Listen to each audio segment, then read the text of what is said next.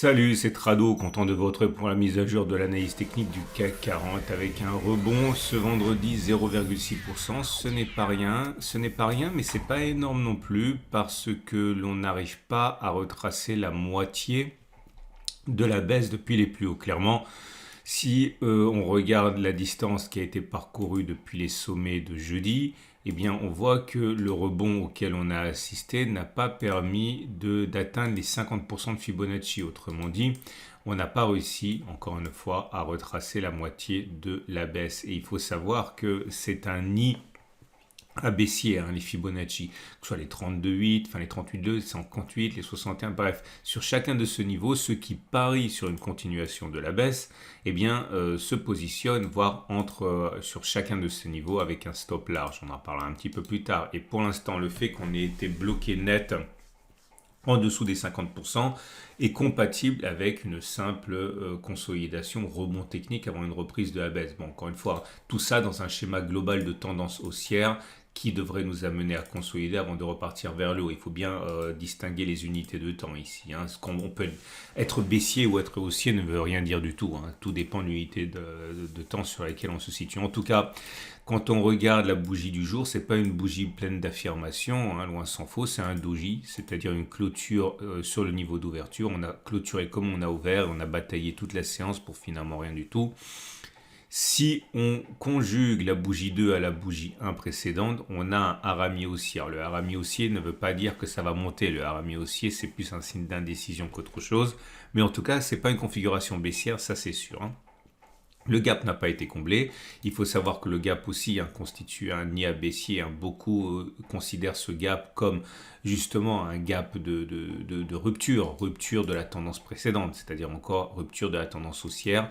On sait que les gaps, tant qu'ils ne sont pas comblés, eh bien, jouent un rôle important puisque c'est un peu le juge de paix de ceux qui parient sur la cassure de la tendance précédente, en l'occurrence ici la tendance haussière, et ceux qui pensent que c'est un gap bénin. Si on devait combler ce gap rapidement, c'est pas neutre non plus puisque ça voudrait dire qu'il s'agissait d'un gap commun. S'il s'agit d'un gap commun, il faut savoir que généralement derrière ça annonce une latéralisation. C'est pas toujours le cas, c'est simplement statistique.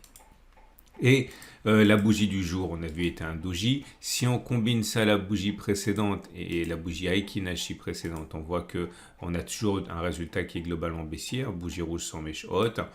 Par contre, ça ne suffit pas pour avoir un deuxième bloc rouge. On sait que statistiquement, quand on a un bloc rouge, on en a un deuxième derrière. Pour l'instant, ce n'est pas le cas. Comme on n'a pas fait un plus haut de 3 bougies ni un plus bas de 3 bougies, par rapport à 3 bougies, eh bien, on n'a pas de deuxième bloc. On est toujours sur le premier bloc dont on sait encore une fois que, eh bien, il faut se méfier parce qu'il est plus souvent annonciateur d'une continuation de la baisse qu'une reprise de la hausse.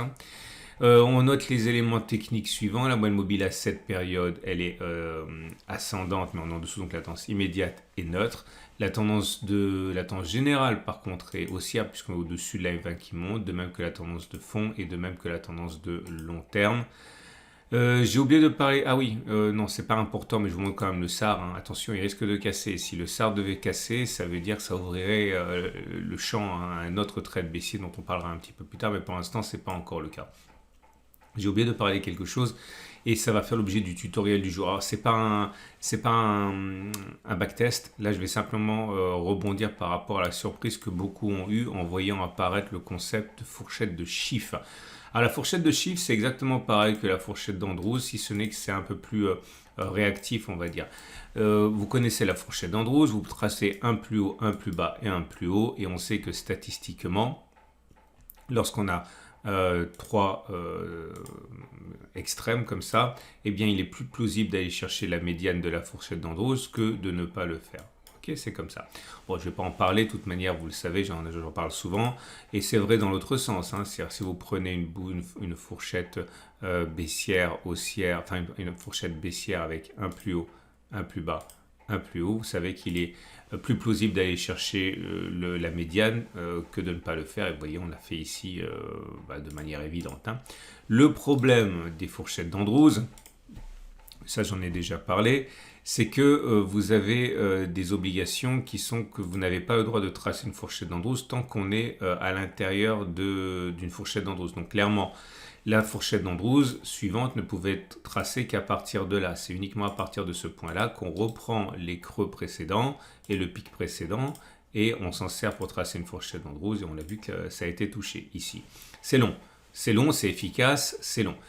C'est pour ça qu'on utilise aussi de temps en temps la fourchette de chiffres. Alors la fourchette de chiffres a ceci de particulier qu'elle est plus nerveuse. Vous voyez, l'angle est différent et donc du coup, vous voyez que on touche la médiane qui est l'objectif plus rapidement que si on doit la toucher et on en sort également plus rapidement, ce qui nous permet de tracer des fourchettes d'Andrews encore une fois plus vite. Donc une fois on était sorti sur cette bouchée, on pouvait déjà tracer la fourchette d'Andrews suivante qui était comme ça. Je raconte n'importe quoi parce que je trace deux fois la même. Donc c'est ici 1, 2, donc 1, 2, 3. Et en l'occurrence ici on voit que elle n'a pas été touchée, mais on en est sorti. Donc c'est pareil, hein, on a le droit de tracer une nouvelle fourchette d'Andrews parce qu'on en est sorti. Et ça nous donne pour objectif, donc si on prend un plus haut, un plus bas, un plus haut, voilà. On a pour objectif d'aller chercher cette zone verte, enfin cette médiane verte. Hein. Alors ça fonctionne, hein, ça fonctionne de manière suffisante pour qu'on puisse dire que ça fonctionne plus souvent que ça n'échoue. Regardez, un plus bas, un plus haut, un plus bas. On a touché la médiane ici, là. Si j'en prends d'autres, mais j'en prends au hasard parce que sinon on va rien voir un peu plus loin. Donc je recule un peu, voilà. Regardez ici, donc on avait, attendez, là on avait une fourchette, elle a été touchée immédiatement celle-là, donc c'est pas vraiment très intéressant, mais bon, quand même, voilà, la médiane a été touchée. Une autre, tiens, là par exemple, un plus haut, un plus bas, un plus haut. Ça fonctionne pas toujours, hein, mais vous voyez, elle a bien accompagné les cours et la médiane a été touchée. D'ailleurs, ça ressemble un petit peu à ce qu'il y a actuellement. Vous voyez, on n'en est pas très loin et puis on a enfoncé significativement après.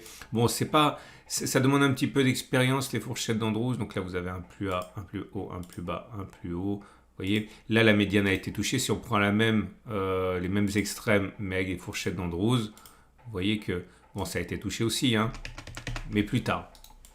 Et on peut remonter comme ça.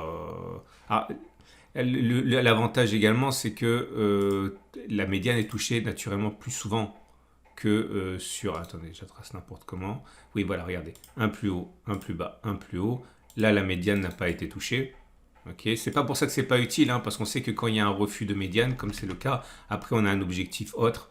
Je vous renvoie à mon e-book du Pack Total Trado. Hein. Voilà, on a touché ce point qui est l'objectif lorsqu'il y a des refus de médiane. Mais par contre, si vous prenez la fourchette de chiffres sur exactement la même zone, vous voyez que on l'a touché. Ce qui permettait en fait de faire coup double.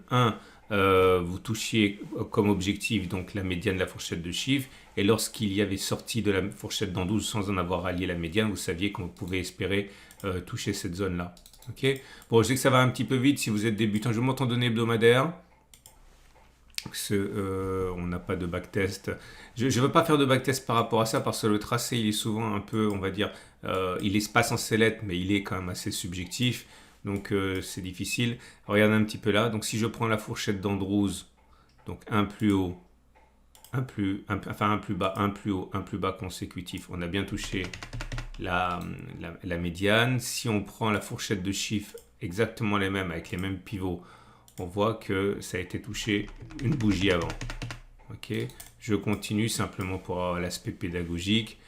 Je vais essayer d'en trouver une qui ne fonctionne pas, parce que vous allez croire que ça fonctionne toujours, ce qui serait une absurdité. Est-ce qu'il y en a une qui n'a pas fonctionné? Oui, là, ça n'a pas dû fonctionner à mon avis. Regardez, fourchette d'Andrews, un plus haut, un plus bas, un plus haut consécutif. Ok, la médiane n'a pas été touchée. Si je prends la fourchette de chiffres, un plus haut, un plus bas, un plus haut consécutif, la médiane n'a pas été touchée non plus. Ok, donc il ne faut pas croire que ça fonctionne toujours. Et puis surtout, comme l'objectif est moins ambitieux, c'est aussi le ratio gain-risque qui doit être différent, hein, puisque pour que le jeu envahisse la chandelle, généralement on est très proche de la médiane déjà quand ça apparaît. Ah, regardez, bon, le dernier pour la route, un plus bas, un plus haut, un plus bas consécutif. La médiane n'a pas été touchée. Donc l'objectif devenait un ralliement de la demi-droite 1,3 qui a été touché. Okay. Et si on prend la même chose mais avec des fourchettes de chiffres, 1, 2, 3. Là, par contre, la médiane a été touchée. Donc, vous voyez, vous pouvez les utiliser toutes les deux. Ça vous donne un objectif intermédiaire, si vous préférez. Et après, une fois que l'objectif a été touché, eh bien, vous pouvez basculer sur la fourchette d'Andrews et le refil de moyenne, le refil de médiane. Voilà. J'espère que ça vous servira. Mais attention, toutes les plateformes ne l'ont pas. Naturellement, choisissez une bonne plateforme. Et si vous n'avez pas une bonne plateforme, vous pouvez utiliser, par exemple, PRT. Vous avez un lien pour ouvrir un compte gratuitement sur les données journalières avec tous les outils que je mentionne juste en dessous de la vidéo. On va terminer avec l'Ishimoku. Je reviens sur mes données journalières, que voilà. Bon, oh mince, on voit rien. Voilà, j'enlève ça, sinon ça va vous perturber. Voilà, comme ça. Et donc, si on regarde l'Ishimoku, bah, ça reste quand même haussier. Hein. La tendance de fond et la tendance générale du mois sont haussières. Regardez, on est au-dessus du nuage qui monte. Donc la tendance de fond est haussière, la tendance générale est haussière, la tendance immédiate est haussière également. On repasse au-dessus de la Tenkan, bon, elle montouille, on va dire, hein. Mais c'est pas baissier. Une chose est sûre, c'est que c'est pas baissier. Et du coup, on a également les trades du jour. Mais avant, je vous le dis pour que vous n'oubliez pas, vous savez que je commercialise les archives du cercle. Le cercle privé des tradosauriens, c'est 50 membres. Malheureusement, le groupe est complet. Hein. Je ne veux pas qu'il y ait plus de 50 membres parce que sinon la qualité du service et des interactions ne serait pas bonne. Donc, il y a eu un élargissement il y a quelques semaines. Maintenant, c'est bloqué. Il n'y a plus de place. Mais par contre, les setups, les stratégies que l'on utilise, ça, par contre, vous pouvez y accéder. Ok, vous pouvez y accéder. Alors malheureusement, c'est pas gratuit. Certains diront même que c'est pas gratuit du tout, mais je vous garantis que c'est vraiment pas cher par rapport à ce qu'on fait payer normalement pour cette qualité de stratégie.